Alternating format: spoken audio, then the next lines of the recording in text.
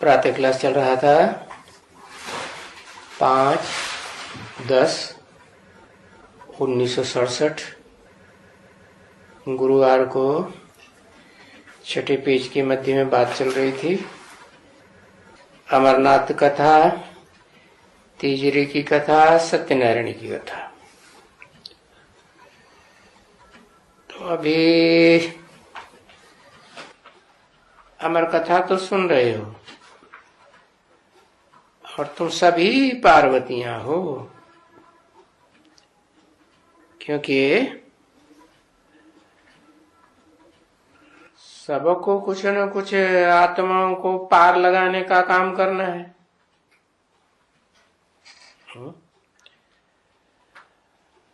और ये कथा तुमको अमर बाबा सुनाई रही है।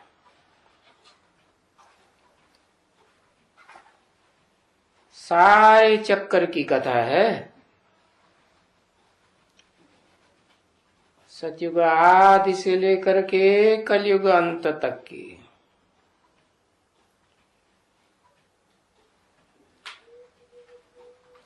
और फिर कथा सुनाए कि तुमको अमरपुरी का मालिक बनाते हैं। अमरपुरी क्यों कहा जाता है? क्योंकि अमरपुरी में जबरियन मरना नहीं होता है। अपनी स्वेच्छा से जैसे कोई कपड़े उतारता है, ऐसे शरीर त्याग देते हैं।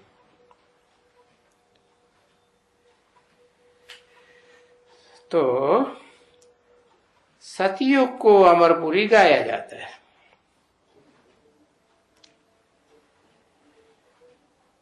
क्योंकि वहां तुम मृत्यु नहीं पाते हो।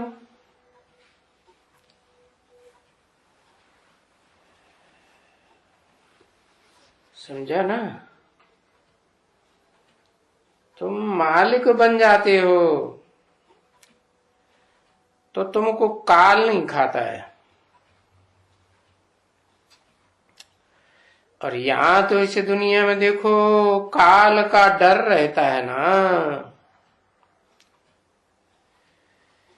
कोई मरते हैं, अरे मरे, देखो इनको काल खा गया, तो फिर रोते हैं। और वहां सतयुग में, नई दुनिया में तुमको रोना नहीं होता है।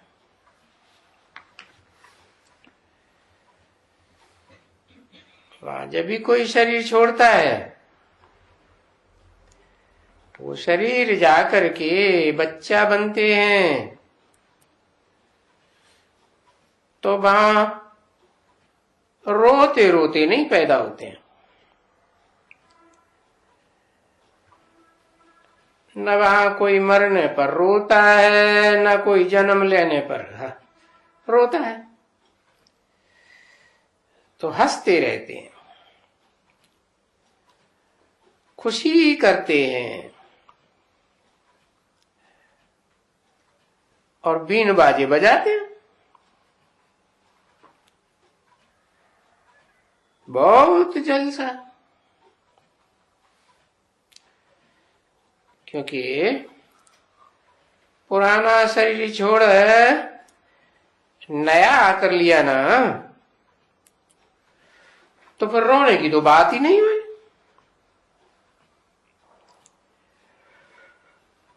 तो अगर कोई रोते हैं तो देखो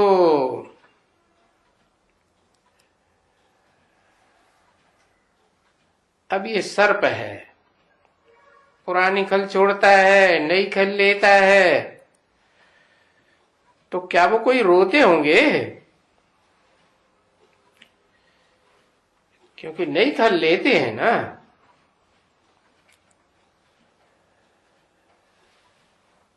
तो यहां मनुष्य पुराना शरीर छोड़ करके जाकर के नई खल लेंगे तो भी रोते हैं।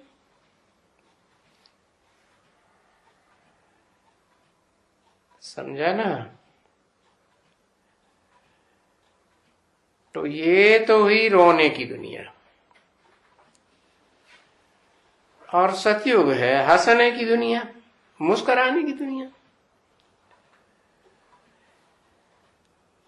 परंतु अभी तो रोने की दुनिया, खलास हो। तो उसके लिए बाबा भी कहते हैं बच्चों को, देखो खबरदार रहना। किस बात से? कि कोई भी मरे तो रोना नहीं है, एकदम नहीं रोना। अगर कोई रोया तो क्या कहेंगे? रोया तो मतलब नष्ट हुआ, नहीं बना, माना खोया, फेल हो गया, नापास हो गया। क्योंकि जो पहली पहली पढ़ाई है ना, अपन को आत्मा समझने की, दूसरों को आत्मा देखने की, तो बुद्धि में रहेगा ना आत्मा अजर हमारा विनाशी है। तो फिर रोने की क्या बात है? तो वो गाया जाता है क्या कि अम्मा मरे तो हलवा खाओ और बीवी मरे तो हलवा खाओ। अरे कोई भी मरे, इसमें क्या रखा है? इसमें रोना धोना क्यों? क्योंकि बाप ने तो समझाई दिया है कि ये ड्रामा बना हुआ है। हर एक आत्मा अपना अपना पार्ट बजाती रहती है।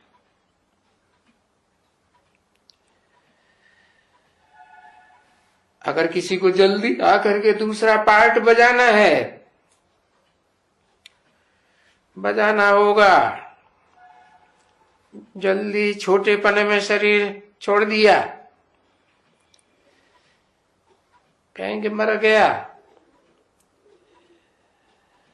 तो वो जरूर शरीर छोड़ करके गया पार्ट बजाने। तो इसमें रोने का क्या है? ये मित्र संबंधी क्यों रोते हैं?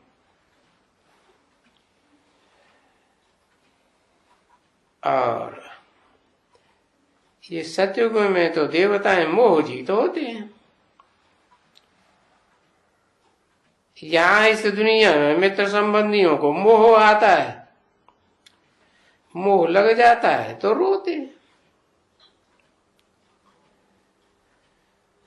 तो देखो ये है मोहजीत। तो मोहजीत की भी एक कथा होती है। शायद बच्चों ने सुनी होगी।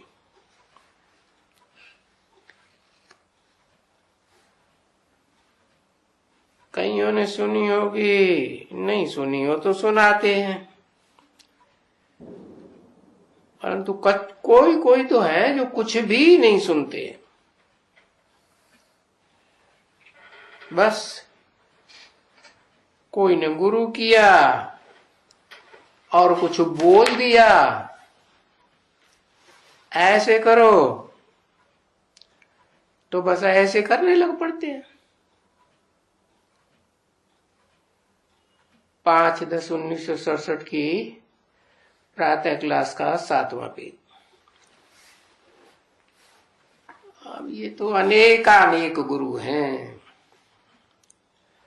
और उनके अनेकानेक मंत्र मिलते हैं। यहाँ तो एक ही मंत्र है, महामंत्र। अपन को आत्मा समझो और मन मना भव, मेरे मन में समा जाओ। मन कहो, दिल कहो, है मेरा दिल किसके ऊपर है? है? अरे कोई के ऊपर दिल जाती है ना, तो शिव बापा का दिल किसके ऊपर है? अरे बाप है तो परम ब्रह्म के ऊपर होगा। तो कहते हैं क्या, जो मेरा दिल है जिसके ऊपर, तो वो कहते हैं मेरा ही तो, कहेंगे मेरा मन है, मेरा दिल है, ये मेरा दिल है। वो कहते हैं मन मना भव, तो क्या करना है? कहेंगे जो उनके मन में सो तुम्हारे मन में। अब रसम तो अनेक प्रकार की निकली है, हर एक का अपना अपना, अपना पति, तो पति गुरु की अलग रसम और स्त्री की अलग रसम।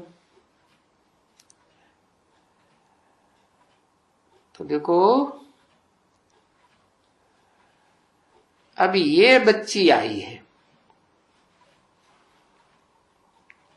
शिव बाबा के पास जोड़ी बन के, और ये पूजा करती है, याद करती है या व्रत रखती है,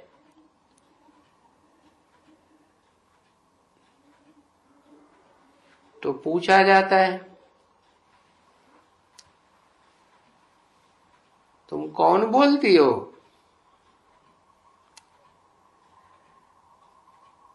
तो किसी ने कहा संतोषी माता। अच्छा, संतोषी माता? अरे इस दुनिया में माताओं को संतोष कहाँ है? संतोषी माताएं तो कहेंगे सतयुग में होती है।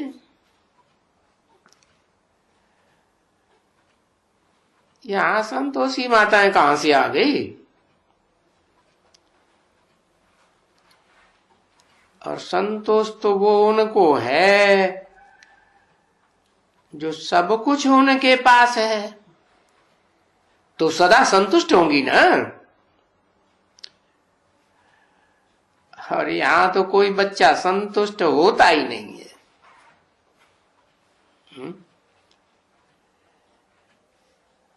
तो बस कोई ने कह दिया, अच्छा उनसे पूछो तुम किसकी पूजा करते हो, किसको याद करते हो? तो मैं इनसे पूछता हूं ये क्या नाम है इनका? किसी ने कहा बजरंग नाम है। अच्छा बजरंग, तुम किसकी पूजा करते हो?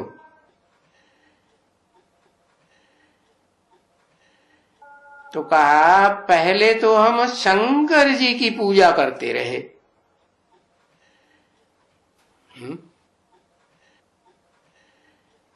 शंकर जी की? अब देखो,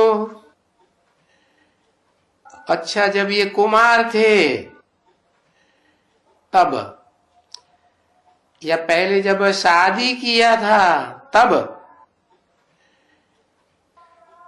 कब पूजा करते थे?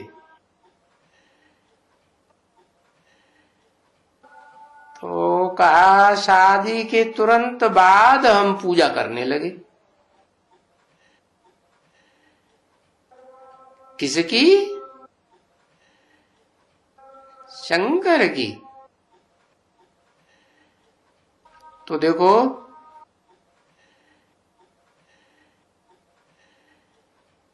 अति शंकर की पूजा। तो फिर किसकी स्त्री हुई है? किसकी स्त्री हुई? संतुष्ट की कहेंगे ना।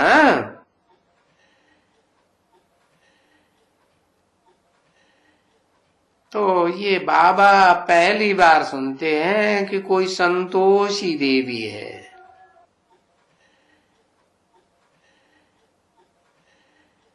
और बाबा ने तो सुना है चंडिका देवी,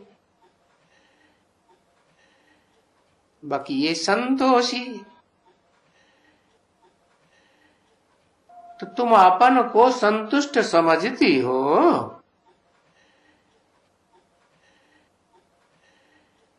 तो ये संतुष्ट देवी और फिर देवता होते हैं सतयुग में संतुष्ट। लेकिन यहां इस दुनिया में तो कोई भी संतुष्ट नहीं होता है और हो भी नहीं सकते। क्यों? क्योंकि कुछ न कुछ आशाएं लगी रहती हैं और वहां सतयुग में तो कोई को भी कोई आस नहीं उठती। क्योंकि यहां बाबा आकर के तुम सबको संतुष्ट कर देते हैं, जो एकदम तुमको आधा कल्प कुछ भी मांगने की दरकार नहीं रहती।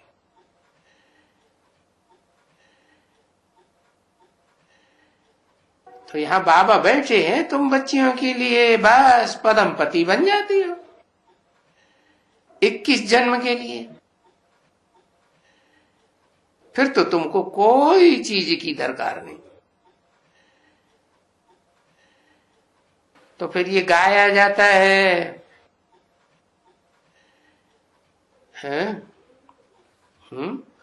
क्या गाया जाता है? गीता में लिखा है ना,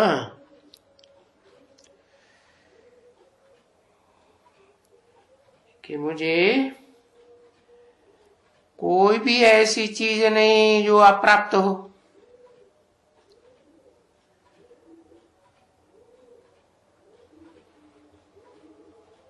जिसके प्राप्त करने के लिए चिंता करनी पड़े, मेहनत करनी पड़े, पुरुषार्थ करना पड़े।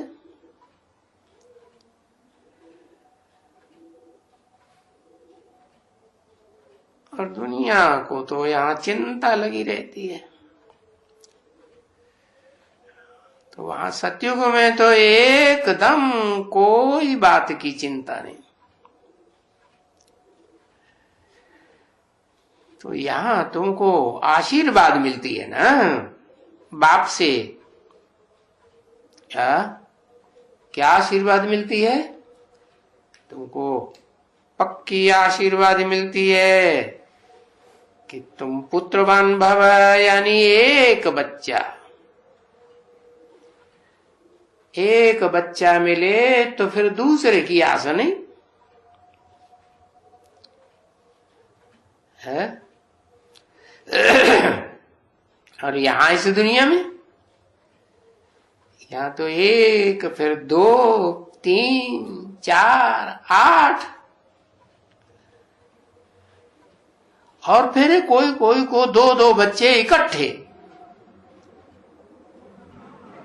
अरे 3-3 बच्चा इकट्ठा, 4-4 बच्चा इकट्ठा। अरे ऐसा कहीं हुआ? अरे ये क्या हो गया? कूतरा कूतरी बन गई क्या?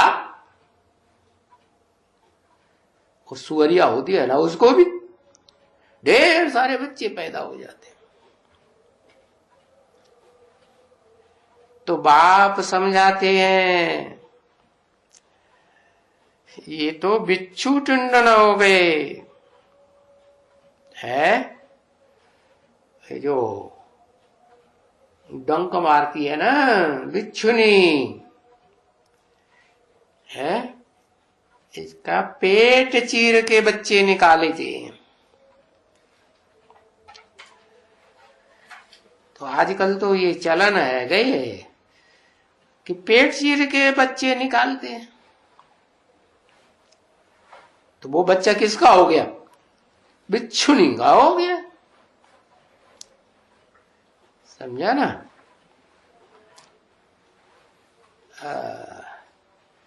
तो ऐसे बच्चे क्यों पैदा होते हैं? क्यों पैदा होते हैं? क्योंकि जो आदि सो अंत। बिच्छू डंक मारता है ना तो दुख होता है ना। तो वहां सतयुग में तो दुख का नाम निशान नहीं बिल्कुल। क्यों? क्योंकि वहां तो बच्चे पैदा करने के लिए कोई किसी को डंका नहीं मारता है, बिल्कुल नहीं। और वहां इसीलिए बच्चे जब जन्म लेते हैं तो कोई दर्द वर्द थोड़ी होता है, न दर्द होता है न गंध बंद होता है। अरे यहां तो आदि गंध तो अंत गंध। आदि में दुख तो अंत में भी दुख।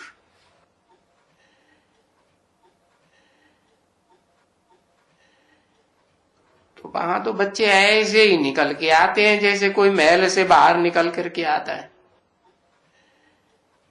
क्योंकि वहां जो बच्चा पैदा होता है वो गर्भ जेल से पैदा नहीं होता कि अंदर जेल में पड़े पड़े त्राहे त्राहे करे कि हमें जल्दी निकालो। नहीं, वहां तो गर्भ महल कहा जाता है। यहां गर्भ कहा जाता है, गर्भ जेल है। तो अभी शूटिंग कैसे होती है? होती है कि नहीं? हाँ? क्या क्या शूटिंग होती है? आत्मा कहती है हमको निकालो। कहां से निकालो? है गर्भ महल में से निकालो कि गर्भ जेल में से निकालो? कहां पड़े हैं? बहुत दुख होता है। तो निकालो। तो इसकी भी एक कहानी तुम्हारे शास्त्रों में है कि एक बैठा था पेट में, गर्भ में, बाहर ही नहीं आता था। बोला बाहर में तो दुख है, दुख की दुनिया है। तो ये दृष्टांत देते हैं सिर्फ क्योंकि उस समय में तो सुख ही सुख है ना। कहा? किस समय? नई दुनिया में। जो नई दुनिया बाप आकर रचते हैं। परंतु इन्होंने बताया नहीं कि ये सतयुग में गर्भ महल बन जाते हैं। अरे वहां आराम से वो अंगूठा चूसते। कौन सा अंगूठा? आत्मिक स्थिति का अंगूठा चूसते, बिल्कुल आराम से। कोई दुख कभी हो ही नहीं सकता। अरे गर्भ महल में दुख क्यों होगा? क्योंकि जो गर्भ है होता है वो कोई पाप से थोड़े ही होता है। बाप तो वहां तो पाप है ही नहीं जो भोगना पड़े। और अभी तो गर्भ जेल में भोगना पड़ता है। उस आत्मा को भी भोगना पड़ता है।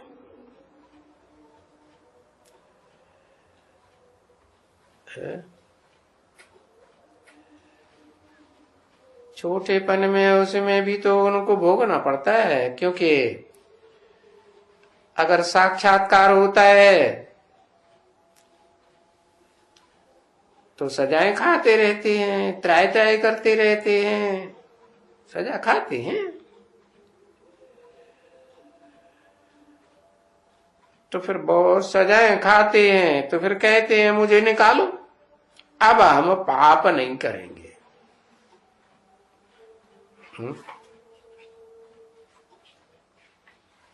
कैसा बंधन में डाल दिए।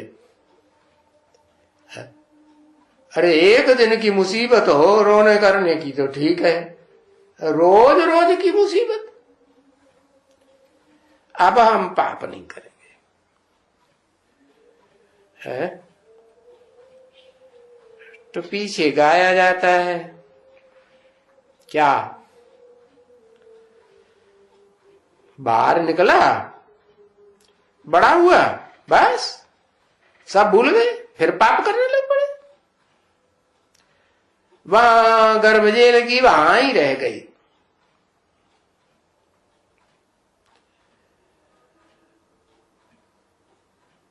धर्मराज ने सजा मारी। जैसे यहां जेल में जाते हैं ना, फिर बोलते हैं अभी हम कभी भी चोरी नहीं करेंगे।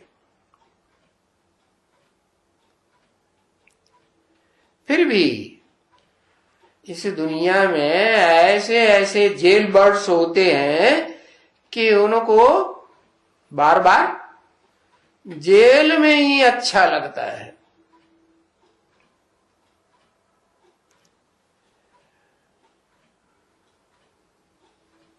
और वो झट बाहर निकले, फिर चोरी की, फिर जेल में। तो ये बार बार जेल में जाने की आदत पड़ी हुई है।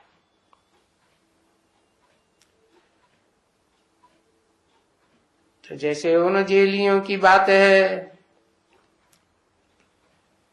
चोरी करना भी छोड़ते ही नहीं, जेल में जाना छोड़ते ही नहीं। तो वैसे यहां भी मनुष्यों को आदत पड़ी हुई है, गर्भ जेल से बाहर निकले पाप जरूर करेंगे, और पाप करेंगे तो जेल में सजा जरूर खाएंगे।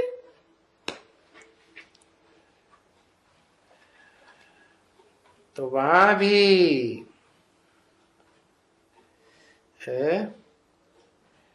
जेल सेल नहीं होती। यहां तो बाहर की दुनिया में भी जेल, तो माता के गर्भ में भी जेल। और वहां नई दुनिया में ये जेल वगैरह कुछ होता ही नहीं ना। गर्भ जेल न दुनिया में कोई जेल। यहां तो ये दुनिया भी जैसे जेल है।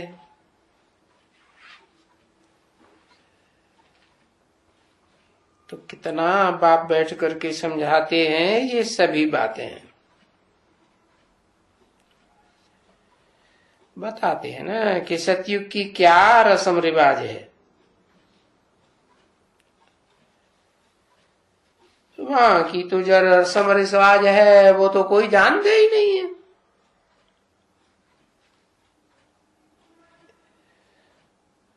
और ये सन्यासी तो बिल्कुल नहीं जानते हैं, क्योंकि वो तो निवृत्ति मार्ग वाले हैं।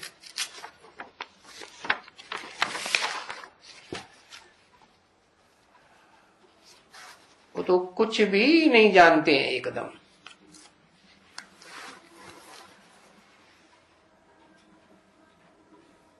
पांच 10:67 की प्रातः क्लास का 8वां पेज। उन सन्यासियों को हक ही नहीं है वास्तव में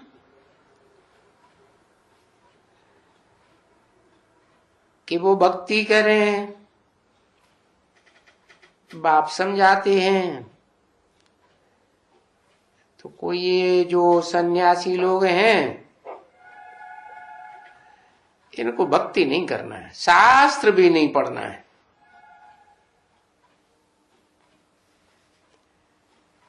क्योंकि ये सब निवृत्ति मार्ग वाले हैं ना, तो निवृत्ति मार्ग वाले हैं, प्रवृत्ति को छोड़ भागते हैं तो बस जंगल में रहना है।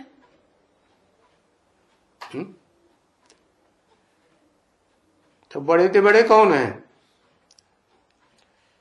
बड़े से बड़े सन्यासी कहां कहेंगे मैं जो दुनिया बनाता हूं वो सन्यासियों की दुनिया बनाता हूं या पक्के प्रवृत्ति मार्ग के देवी देवताओं की दुनिया बनाता हूं? है फिर देवी देवताओं की दुनिया खलास होती है तो फिर कौन सी दुनिया आती है? फिर तो बस ये निवृत्ति मार्ग वालों की दुनिया आ जाती है। तो निवृत्ति मार्ग वालों को कौन सी दुनिया चाहिए? फूलों का बगीचा चाहिए कि जंगल चाहिए? है? उनको तो फिर जंगल ही चाहिए, तो जंगल में चले जाते हैं। ये निवृत्ति मार्ग वाले बस जंगल में रहना है। और बाप कहते हैं ये तो प्रवृत्ति मार्ग वालों का काम है, तीर्थ यात्रा करें। तो ये तुम हो प्रवृत्ति मार्ग वाले, तुम्हारा काम है क्या? तीर्थ यात्रा करो। अब वो यात्रा करना भी सच्ची सच्ची यात्रा मैं सिखाता हूं। है तीर माने किनारा एक ठिकाने में लगाता हूं। ऐसा ऊंच ऊंच ठिकाना जहां से तुम एकदम नई दुनिया में आते हो। अब बताओ तुमको भक्ति करनी है, उनको सन्यासियों को तो भक्ति नहीं करनी है ना, तो उनको फिर योगी बनना है। और वो भी कौन सा योगी है? हठ योगी। और वो फिर उनका पार्ट ही ऐसा है। क्या क्या पार्ट है? योगी तो, लेकिन कहां से योग लगाते हैं? है वो योग लगाते हैं तत्व से, कहते हैं ना ब्रह्म तत्व। वो उसे ब्रह्म तत्व को ही भगवान समझ लेते हैं। तत्व माने जड़ या चैतन्य है? तत्व माने क्या? तत्व माने जड़ तत्व। तो जिससे योग लगाते हैं तो ऐसी जड़त्व में ही बुद्धि बन जाती है। और तुम तो वहां रहते हो कहां? हाँ, जो ब्रह्म तत्व है उसमें तुम रहते हो और वो उससे योग लगाते हैं। तुम ब्रह्म में रहते हो और वो उन ब्रह्म को परमात्मा समझ लेते हैं। जड़ तत्व को क्या समझ लेते? परमात्मा। अरे जड़ तत्व तो जड़ है, आत्मा कैसे होगी? तो फिर वो जड़ तत्व को याद करते हैं। क्या? तो उस जड़ तत्व को याद करते करते तो कभी वापस नहीं जा सकते। क्योंकि इस दुनिया में कोई वापस जाते हैं क्या? कोई वापस नहीं जाते, गपोड़ा मारते रहते हैं। पार ब्रह्म गया, इस दुनिया के पार गया, या स्वर्गवासी हुआ, या कहेंगे ज्योति ज्योति में समाई गई। अरे ये सब गपोड़े हैं। कोई ज्योति ज्योति में नहीं समाता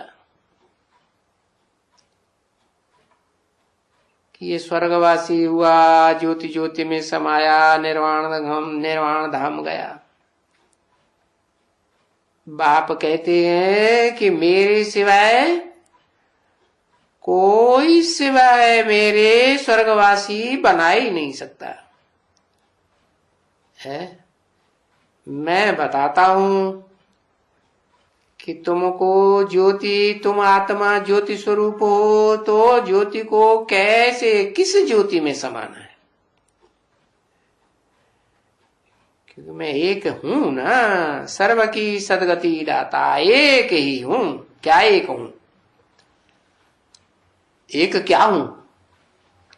है एक बिंदी हूं। अच्छा, मैं एक ही हूं, सर्व का सदगति दाता। एक बिंदी सर्व का सदगति दाता है। हाँ, जिस मनुष्य सृष्टि के बाप में मैं प्रवेश करता हूं, जिसको उन्होंने बता दिया है अर्जुन का रथ, तो जरूर अर्जन करता है ना, कमाई करता है ना। किस बात की? सद्भाग्य की कमाई करता है। उसके लिए फिर मैं ज्ञान का अखूट भंडार देता हूं, क्योंकि ज्ञान से ही सदगति होती है, अज्ञान से तो दुर्गति होती है। अज्ञान भक्ति को कहा जाता है। सो ये सदगति का ज्ञान देने के लिए मैं एक ही बार आता हूं। इस सृष्टि रूपी रंगमंच पर बार बार नहीं आता हूं, जैसे उन्होंने शास्त्रों में लिख दिया है 10 अवतार, 22 अवतार, 24 अवतार, फलाना अवतार। अरे मैं तो एक ही बार में आकर के सारी दुनिया में जो भी आत्माएं पाठधारी हैं सबकी सदगति कर देता हूं। मैं करता हूं? मैं करता हूं क्या? अरे मेरे को तो अकर्ता कहा जाता है, अजन्मा कहा जाता है, अभोक्ता कहा जाता है। तो मैं कैसे करता हूं? है? हाँ, मैं जरूर कोई साकार तन में प्रवेश करता हूं। तो वो जो साकार तन है वो है, उसका नाम देता हूं ब्रह्मा है। फिर कोई एक ब्रह्मा थोड़े ही, और भी तो ब्रह्मा नामधारी है ना। चतुर्मुखी ब्रह्मा, पंचमुखी ब्रह्मा, पंचानन कहा जाता है ना। तो जरूर जो भी उन ब्रह्मा नामधारियों से जन्म लेते हैं सबकी सदगति करता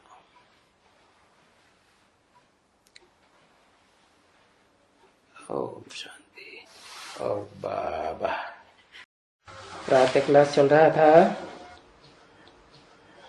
5 अक्टूबर 1967 गुरुवार को 8वें पेज की मध्याह्न में बात चल रही थी निर्वाण धाम की। भक्ति मार्ग में कहते हैं ज्योति ज्योति में समाया, निर्वाण धाम वासी हुआ, पार निर्वाण गया।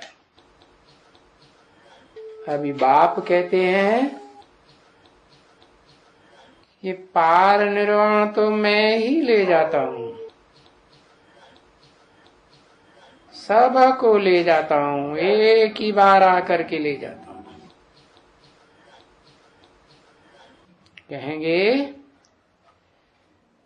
सभी आत्माएं जो ज्योति रूप हैं ज्योति में समा जाती। कौन सी ज्योति में? ज्ञान को ही ज्योति कहा जाता है। तो ज्ञान की ज्योति में समा जाती है ना। सबके संकल्प, हर मनुष्य आत्मा के संग अलग अलग संकल्प चलते हैं ना, तो सबके संकल्प एक ही महामंत्र में मन मना भव में समाये जाते हैं। तो देखो अभी तुमको ये ज्ञान दे रहे हैं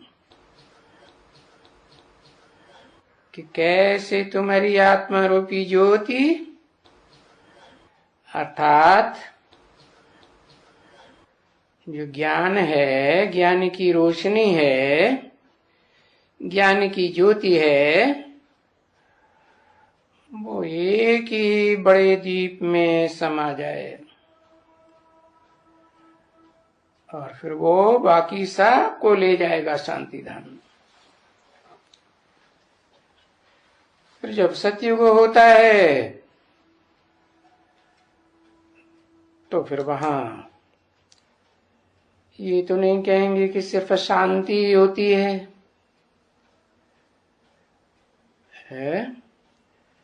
वहां तो सुखधाम भी है, साथ में शांति भी है।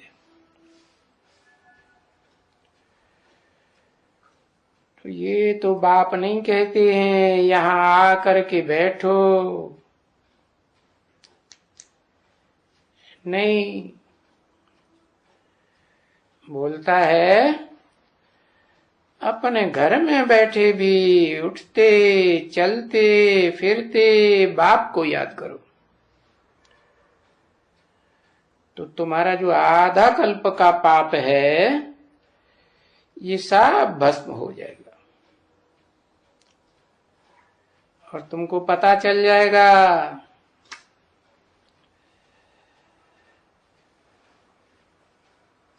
तुम्हें अपनी आत्मा के स्वरूप का पता चल जाएगा कि इस आत्मा रूपी रिकॉर्ड में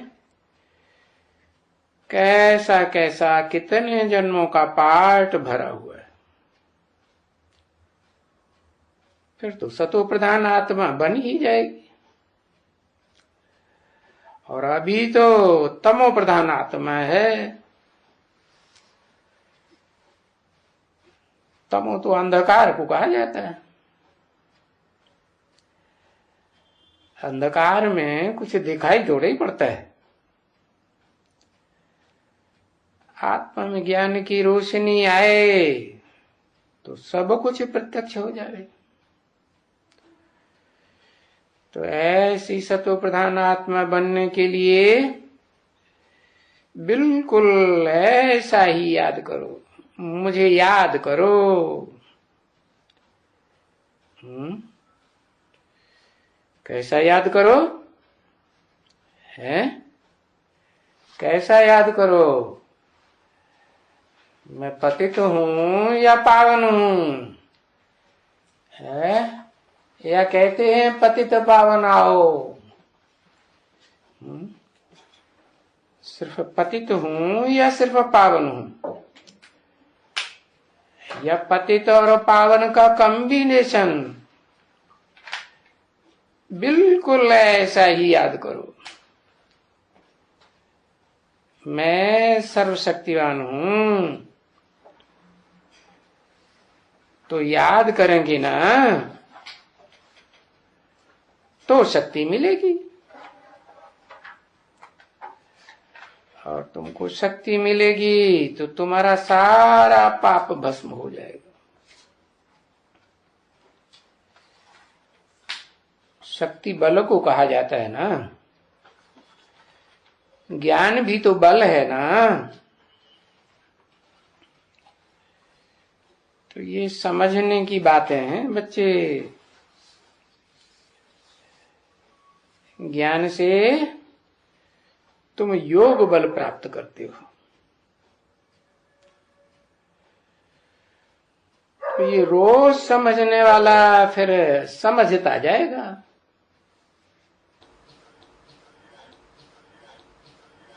समझता जाएगा, फिर दूसरों को समझाने के लिए भी लायक बनेगा।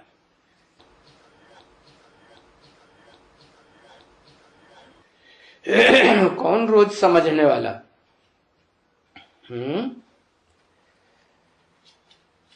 ये क्या बात बोले? समझने वाला, कभी समझने वाला कभी समझने वाला नहीं। कैसा? रोज समझने वाला समझ जाएगा और समझता जाएगा, फिर दूसरों को समझाने के भी लायक बनेगा और फिर ऊंच पद पाएगा। क्योंकि जो जितनों को समझाएगा, जास्ती समझाएगा, तो जरूर ऊंच पद पाएंगे। गोया वो अपनी प्रजा बनाते रहते हैं ना। प्रजा ही नहीं बनावेंगे तो राजा कैसे बनेंगे? सिर्फ सुनने से राजा बनेंगे, सुनाने से राजा बनेंगे, समझने से राजा बनेंगे, समझाने से राजा बनेंगे, या समझ करके मनन चिंतन मंथन करके फिर जो नई नई पॉइंट्स बुद्धि में बैठेगी, उसके आधार पर अनुभवी बन करके दूसरों को समझाते जाएंगे, तो तुम्हारी प्रजा बनेगी। अच्छा, आज गुरुवार है।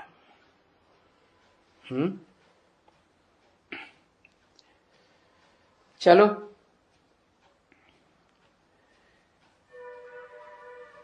फिर बोला नहीं। चलो माने कहां चलो? टोली लाओ। बोला नहीं, कहीं नहीं। अभी तो ये मनुष्य में भगवान बैठ करके मुख द्वारा समझाते हैं। है? किसमें बैठ करके?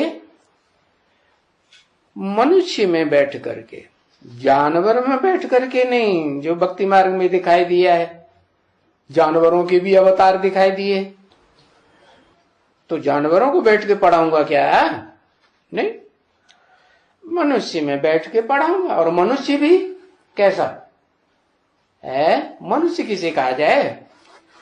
मनुष्य उसे कहा जाए जिसमें मन हो। मन क्या करता है? मन संकल्प विकल्प करता है, मनन चिंतन मंथन करता है। तो ये मनुष्य में भगवान बैठ करके मुख द्वारा समझाते हैं। किस मनुष्य में? ये मनुष्य का मतलब क्या हुआ है? क्या 67 की मुरली है? दादा लिख रहा है ब्रह्मा में मन नहीं था क्या है? अरे मन था या नहीं था? तो क्या ये मनुष्य में भगवान बैठ करके मुख द्वारा समझाते हैं कि सिर्फ सुनाते हैं? और सुनने वाला सुनता है फिर दूसरों को सुनाता है कि गहराई से समझता भी है? समझता तो नहीं है। तो इसलिए जो नहीं समझते हैं तो फिर वो निराकार साकार के मेल को समझेंगे, पतित पावन को समझेंगे, है नहीं समझेंगे। इसलिए इसको गौमुख कहा जाता है। किसको गौमुख कहा जाता है? दादा लेकर आज ब्रह्मा को। किसको गौमुख कहा जाता है? पहले तो ब्रह्मा कोई एक ही होगा ना। तो दादा लेकर आज ब्रह्मा को माता गौ कहें, है कहें पहला अव्वल नंबर। तो इसलिए इसको कहा जाता है गौमुख। तो बुद्धि में अव्वल नंबर आना चाहिए या द्वैम नंबर पहले आना चाहिए? अव्वल नंबर आना चाहिए। तो ये हुआ गौमुख। गौमुख माने गौमुख में क्या दिखाते हैं? एक तो गौमुख में 3 मूर्तियां दिखाते हैं। क्या? ब्रह्मा विष्णु शंकर को दिखाते हैं। भक्ति मार्ग में गौ का, कामधेनु गौ का चित्र बनाते दिखाते हैं ना। और बताते हैं कि उसके पूरे शरीर में 33 करोड़ देवताएं रहते हैं। तो देखो भक्ति मार्ग में गौमुख में ऊपर जाते हैं ना। कहां जाते हैं?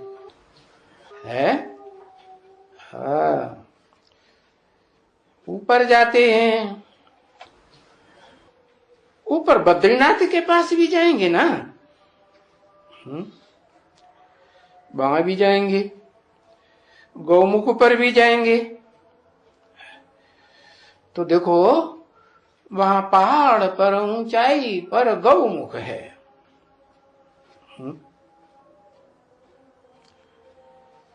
गंगा कहां से निकलती है? जहां से गंगा नाम पड़ता है, गंगा का एक स्वरूप है। क्या?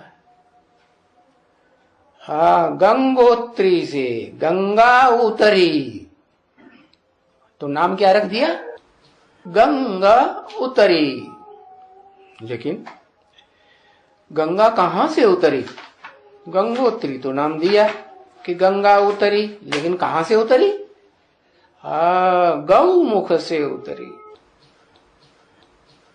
तो बताया कैसे गौमुख से उतरी। किसको कहें गौमुख से उतरी?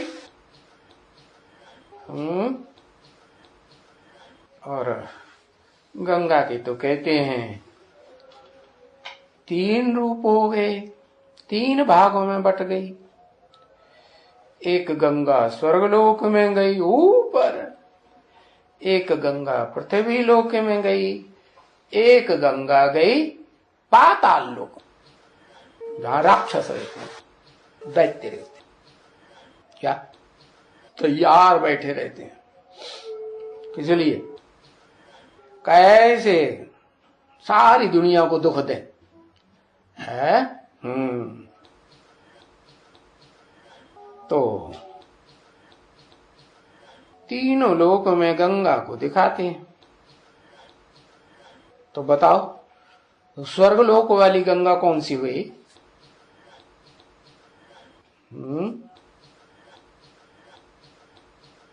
बहुत ऊंचाई, कहते हैं स्वर्ग ऊपर है। आकाश गंगा, ओहो एकदम आकाश में चले गए, नीचे नहीं गिर पड़ेगा पानी है। अरे वो आकाश गंगा तो जड़ सितारों की गंगा है। असली गंगा कहाँ है? अरे धरती पर ही स्वर्ग होता है ना, और भारत में ही स्वर्ग होता है ना। तो जिसमें बहुत जल है, कौन सी गंगा है जिसमें बहुत जल है? बहुत ऊंची स्टेज में बहती है।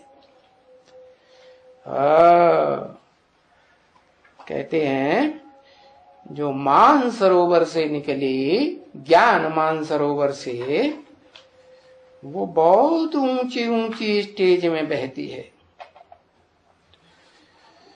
तो बताया वो भी कहां से निकलती है?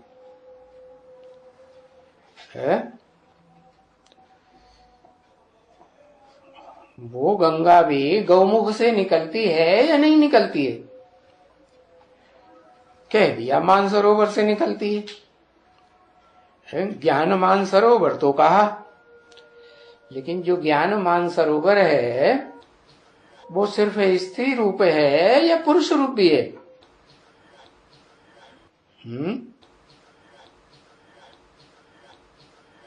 कैसा है? दोनों है, माता भी है और पिता भी है।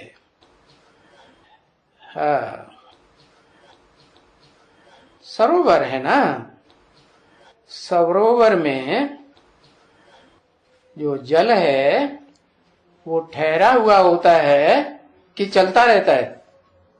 ठहरा हुआ होता है। तो पुरुष होगा कि नहीं? पुरुषों के अंदर मनन चिंतन मंथन ज्यादा चल रहा है कि कन्या माताओं के अंदर ज्यादा चलता है? नदी का रूप कौन धारण करती है? हाँ, तो बताया कि ये परम ब्रह्म नाम दिया है। परम ब्रह्म, बड़ा ब्रह्मा। अम्मा तो तब बनेगा जब बप्पा मिलेगा, है ना? तो ऊंचे से ऊंचे बाप है परम पिता। मिलने से पहले वो कन्या है या माता है? क्या है? माता है, कन्या ही तो है। हाँ, तो बताया वो गौमुख का रूप हुआ, मूल रूप, जहां से ज्ञान की गंगा निकलती है। भले तीन रूपों में बट जाती है। तो देखो जाते हैं ना गौमुख के ऊपर, फिर वहां बद्रीनाथ में भी जाते हैं। तो उधर पहाड़ों पर ऊंचाई पर जाते हैं, और वहां मिलता क्या है? वहां वो ही पानी मिलता है। ठंडा पानी मिलता है कि गर्म पानी मिलता है? ठंडा पानी। ज्ञान तो नहीं मिलता है? अरे उपमा दी जाती है, जैसे पानी ऊपर से कहां जाता है? नीचे जाता है। ऐसे ज्ञान भी ऊपर से निकलता है और जाता कहां है? नीचे की ओर जाता है। तो यज्ञ के आदि में बताओ कहां से निकला है?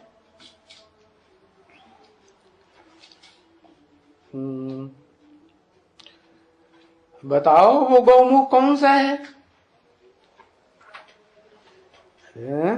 प्रजापिता गौमुख है। अरे वो माता है, बैल है कि माता है?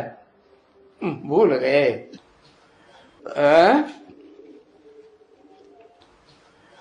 पाभ्र प्रजापिता ब्रह्म, परम ब्रह्म है। अरे पूछा यज्ञ के आदि में कौन है? वो गौमुख, जगदम्बा, वो साकार रूप हुआ। और उससे भी पहले कोई है कि नहीं है? जगदम्बा के मुख से सुना। किसने सुना? सुनने वाला कोई था वहां जिसने जगदम्बा के मुख से सुना? क्या सुना? ज्ञान जल की बात सुनी, ज्ञान जल निकला। क्या ज्ञान जल निकला है? कोई ब्रह्मा को साक्षात्कार हुए ना, तो साक्षात्कारों का क्लैरिफिकेशन निकला। तो वो ज्ञान हुआ है या नहीं हुआ? ज्ञान हुआ। तो किसने सुना? वो है लक्ष्मी ने सुना पहले। तो लक्ष्मी को दिखाते हैं स्वर्ग की देवी, तो वो स्वर्ग गंगा हो गई। क्या ऊंची स्टेज में बहने वाली जन्म जन्मांतर, या नीचे जाती है? ऊंची स्टेज में रहने। तो उन्होंने तो पानी दिखाई दिया भक्ति मार्ग वालों ने। है कहां? क्या बात? ज्ञान जल की बात है। तो वो जड़ गौ मुख की जो दिखाया है, पत्थर का गौ का मुख बनाई दिया, उसमें से कोई ज्ञान जल नहीं निकलता। वो तो यादगार बनाई है कि जिस मुख से वो ब्रह्मा बाबा के साक्षात्कारों का वो ज्ञान निकला, वो कौन से मुख से निकला? पत्थर मुख से निकला, पत्थर बुद्धि मुख से निकला। कहां से निकला? पत्थर बुद्धि से निकला। कि चैतन्य बुद्धि कहें है? पत्थर बुद्धि कहें। बना मुख से बोल बोल कर दी, समझा? समझा कुछ नहीं। तो किसी ने सुना कि नहीं सुना? किसने सुना? लक्ष्मी ने सुना। लक्ष्मी ने जिसने सुना, तो कुछ समझ के सुना या ऐसे ही सिर्फ सुन लिया है? कोई बात समझनी होती है तो फिर उस पर मनन चिंतन मंथन करना होता है ना, तभी तो समझ में आती है। तो बताया कि 3 मूर्तियां जब होती हैं तब मैं आता हूं। ज्ञान का अखूट भंडार शिव कब आता है? जब 3 मूर्तियां। कौन कौन सी 3 मूर्तियां?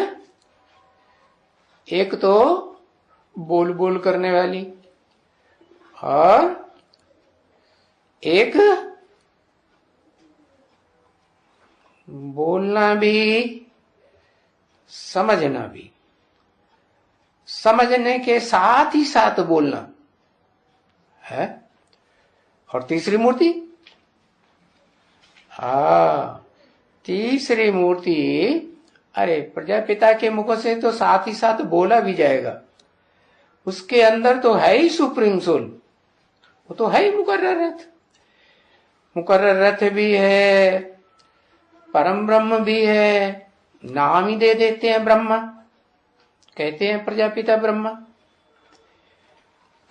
ब्रह्मा के साथ प्रजापिता लगाते हैं कि नहीं लगाते हैं? लगाते हैं। तो बताया वो सुनता भी है और साथ साथ समझता भी है। और जो सुनती है पहले और सुन करके सिर्फ बोलती है, समझती नहीं, उसको कहा वाक देवी, वाचा की देवी, बोल बोल करने वाली। और तीसरी सुनती है, कुछ समझने के लिए ठहरती है। क्या कि तुरंत समझ लेती है और फैसला कर देती है और बोल देती है? नहीं, सुनती है, ठहरती है, फिर समझ करके बोलती है कि पहले ही? हाँ,